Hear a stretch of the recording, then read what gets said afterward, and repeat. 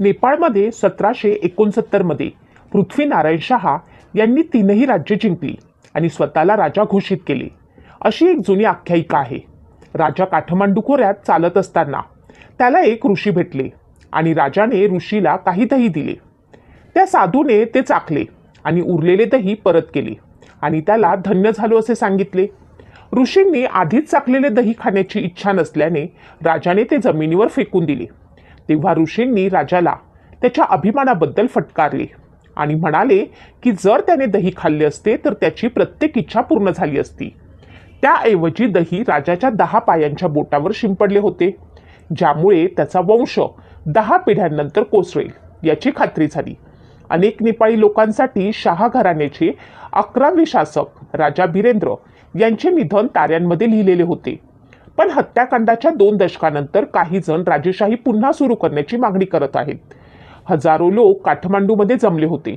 लोकशाहीचा अंत आणि राजा ज्ञानेंद्र यांचा परत येण्याची मागणी करत होते.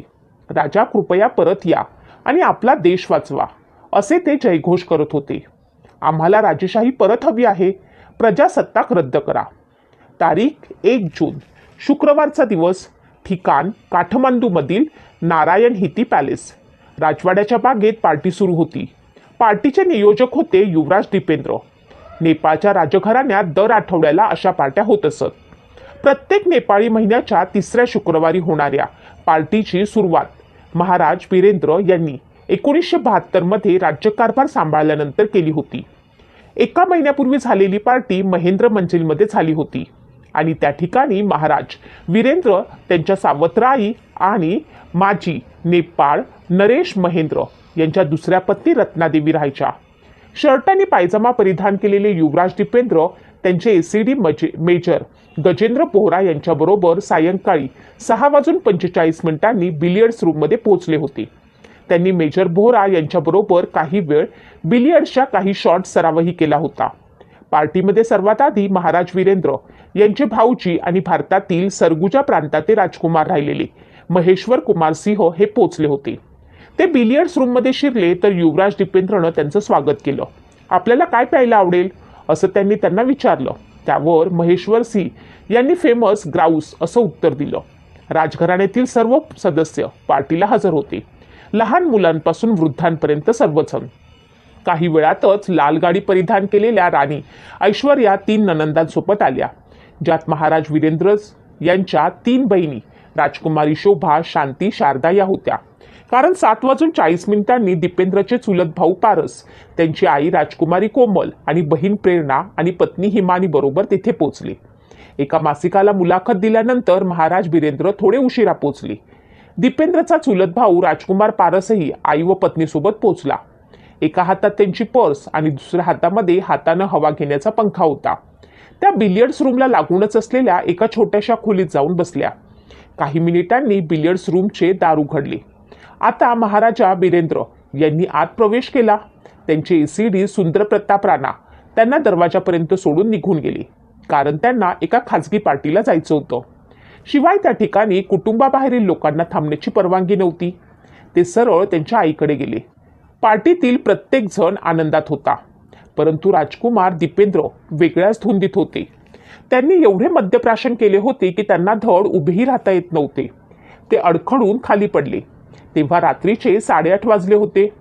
त्यापूर्वी दीपेंद्र कधीही जास्त दारू प्यायली असले तरी एवढे नशेत दिसले नव्हते. त्यांना स्वतःवरती नियंत्रण ठेवता यायचं. त्यानंतर त्यांचे छोटे बंधू निराजन आणि चुलत भाऊ पारस यांनी काही लोकांच्या मदतीने त्यांना त्यांच्या खोलीत पोहोचवले.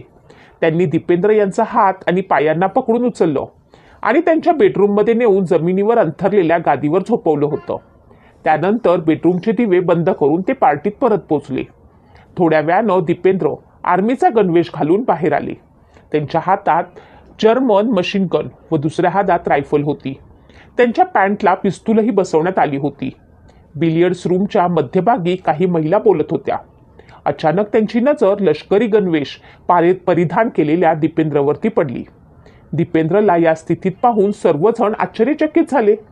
दीपेंद्र यांनी पुढे जात वडील वीरेंद्र शाह यांच्याकडे पाहिले. त्यांच्या हातात कोकचा एक ग्लास होता, कारण डॉक्टरांनी त्यांच्या मद्यपानावरती बंदी घातलेली होती. दीपेंद्रने वडिलांकडे पाहिलं.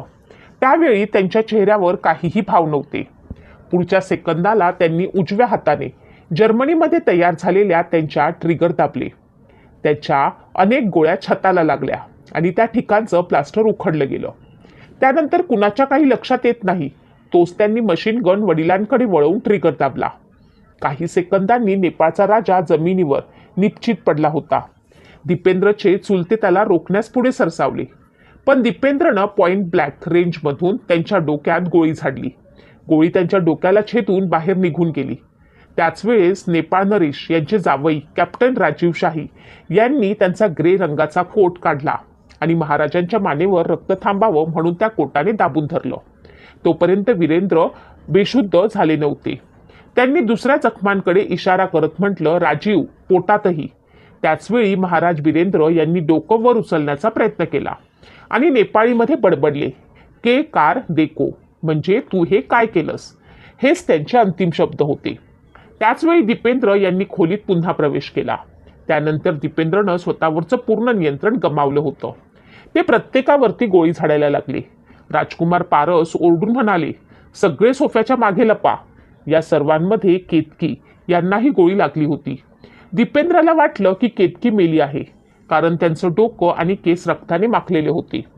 एक गोळी महाराज ज्ञानेंद्र यांच्या पत्नी आणि पारस यांच्या आईला लागली आणि त्यांच्या फुफ्फुसातून आरपार गेली. दीपेंद्र यांनी वडिलांवर पुन्हा गोळी झाडली. यावेळी गोळी महाराजांच्या डोक्यातून आरपार गेली. त्यांची रक्ताने माखलेली टोपी आणि चष्मा खाली पडला. ते पालथे खाली पडले आणि त्यांचे पाय बारच्या दिशेने होते. दीपेंद्र यांनी त्यांच्या वडिलांना पायाने ते मेले की जिवंत आहेत हे दीपेंद्र पाहत होते. तोपर्यंत त्यांनी इटलीमध्ये तयार झालेली गन खाली टाकली होती. आता त्यांच्या हातामध्ये रायफल होती. दीपेंद्र खोलीबाहेर बागेत आला. आतापर्यंत तिथे उपस्थित असलेल्या लोकांना ही अप्रिय घटना लक्षात आली होती. राणी ऐश्वर्या त्यांच्या मागे धावली. धाकटा भाऊ प्रिन्स निराजनही आपल्या आईसोबत धावले. पण दीपेंद्रनं प्रथम आई, त्यानंतर भाऊ निराजनलाही गोळ्या घातल्या. राणीने पायऱ्यांवर जात दीपेंद्रच्या बेडरूमकडे जाण्याचा प्रयत्न केला.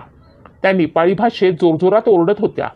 त्यांनी 7 पायऱ्या चढल्या असतील तेवढ्यात एक गोळी त्यांच्या डोक्यातून आरपार गेली. त्या संगमरवरी पायऱ्यांवरती पडल्या. त्यांना मागून गोळी मारली होती आणि त्या दीपेंद्र यांची अखेरची शिकार ठरल्या. 3 ते 4 मिनिटात दीपेंद्रनं 12 जणांना गोळ्या घातल्या. शेवटी बागेलगतच्या तलावावरील पुलावर उभं राहून जोरजोरात ओरडू लागला.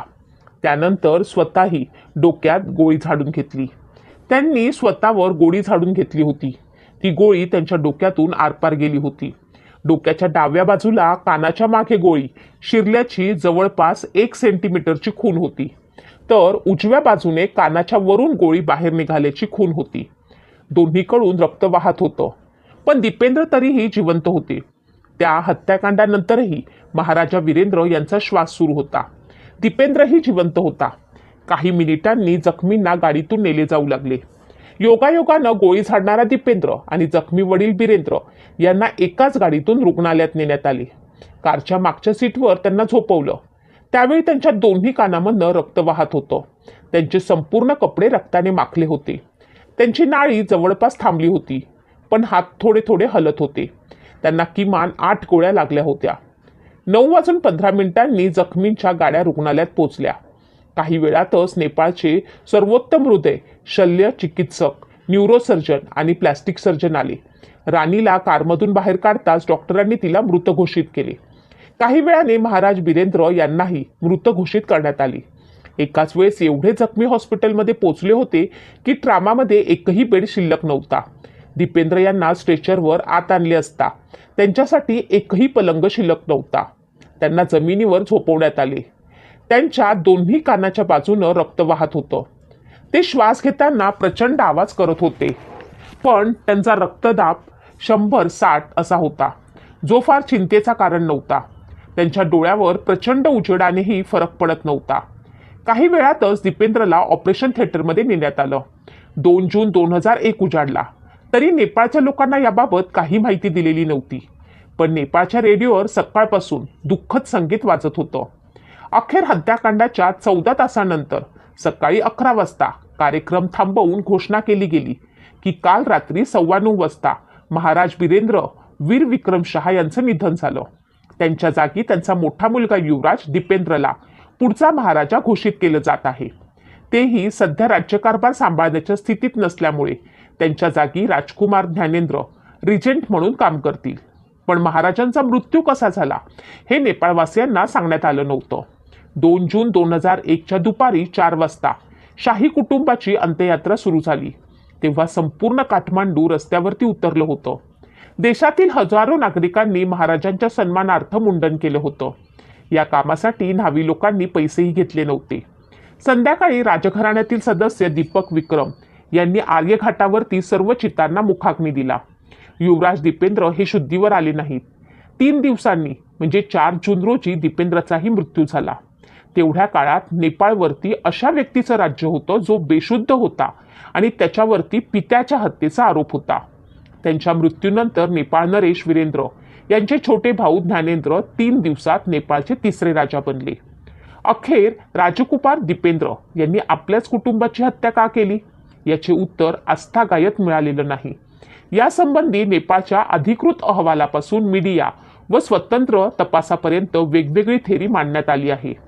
हत्याकांडानंतर 19 दिवसांनी नेपाळ टाइम्समध्ये एक बातमी आली. प्रिन्स दीपेंद्र यांनी आपली गर्लफ्रेंड देवयानी राणासोबत लग्न करण्यास विरोध झाल्यामुळे हे हत्याकांड घडल्याचा दावा त्यात करण्यात आला. त्यांचे वडील महाराज बिरेंद्र यांनीही त्यांना गादीवरनं बेदखल करण्याचा इशारा दिला होता. दीपेंद्र यांची आई ऐश्वर्या यांचा देवयानीला विरोध होता. त्यांना दीपेंद्र यांचे लग्न त्यांच्याच राजघराण्यातील एका दूरच्या नातेवाईकाशी करायचे होते. या संबंधीच्या वृत्तावरनं देवयानीचे कुटुंबही या सोयरिकीला तयार नव्हते. देवयानीचे घराणे नेपाळ राजघराण्यापेक्षा श्रीमंत होते. त्यामुळे आपली ऐशोआरामात वाढलेली मुलगी राजघराण्यात कशी राहणार अशी चिंता तिच्या आईला वाटत होती.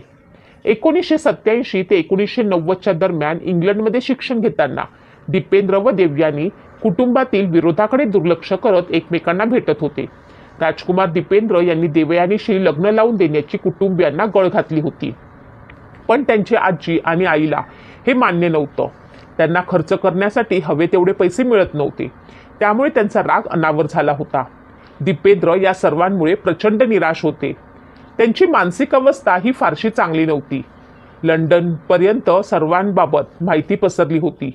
मे 2001च्या सुरुवातीला लंडनमधील त्यांचे पालक राहिलेल्या लॉर्ड कॅमोएज यांनी महाराज बिरेंद्र यांना एक फॅक्स करून याबाबत इशारा दिला होता. युवराज त्यांची भूमिका आणि त्यांच्या पसंतीच्या मुलीशी लग्न न करण्याच्या अधिकारामुळे नाराज असल्याचं त्यांनी लिहिलं होतं. आता ह्यामध्ये कुणाकुणाची हत्या झाली ते आपण पाहूया. राजा बिरेंद्र, राणी ऐश्वर्या, युवराज दीपेंद्र, युवराज निरंजन, राजा बिरेंद्र आणि राणी ऐश्वर्या यांचा धाकटा मुलगा, युवराज्ञी श्रुती, राजा बिरेंद्र आणि राणी ऐश्वर्या यांची कन्या, युवराज धीरेंद्र, राजा बिरेंद्र यांचा धाकटा भाऊ ज्यानं आपल्या पदवीचा त्याग केला होता, युवराज्ञी शांती, राजा बिरेंद्र यांची मोठी बहीण, बजहंगची राणी, युवराज्ञी शारदा, राजा बिरेंद्र यांची मधली बहीण, कुमार खडग, युवराज्ञी शारदा यांचे पती, युवराज्ञी जयंती, राजा बिरेंद्र यांची चुलत बहीण. आता कोण कोण जखमी झाले होते? युवराज्ञी शोभा, राजा बिरेंद्र यांची बहीण, कुमार गोरख, युवराज्ञी श्रुती यांचे पती, राजा बिरेंद्र यांचे जावई, युवराज्ञी कोमल, बिरेंद्र यांचे बंधू, नेपाळचे शेवटची राणी ठरली, केतकी चेस्टर, युवराज्ञी जयंती यांची सख्खी तर राजा बिरेंद्र यांची चुलत बहीण. तिनेही आपल्या पदवीचा त्याग केला होता. हत्याकांडामध्ये कोणते विविध सिद्धांत लावण्यात आले? सामूहिक हत्याकांड करण्यामागील दीपेंद्र यांचा हेतू स्पष्ट झाला नाही. त्यामुळे त्यामागे विविध सिद्धांत मांडले गेले. दीपेंद्र यांना देवयानी राणा हिच्याशी लग्न करायचे होते. दोघांची युनायटेड किंगडममध्ये भेट झाली होती.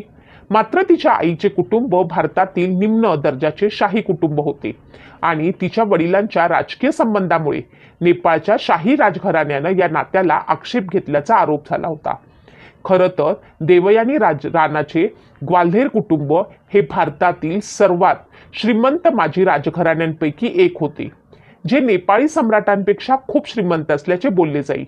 उलट पक्षी देवयानीच्या आईनं आपल्या मुलीला इशारा दिला की नेपाळी राजकुमाराशी लग्न केल्यानं तिच्या राहणीमानात घट होऊ शकते.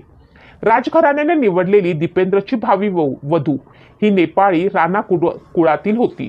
आणखी एका सिद्धांतानुसार दीपेंद्र यांचे देवयानीशी लग्न झाल्यास भारतीय प्रभाव वाढण्याची शक्यता जास्त होती, ज्याला राजवाड्यानं आक्षेप घेतला होता.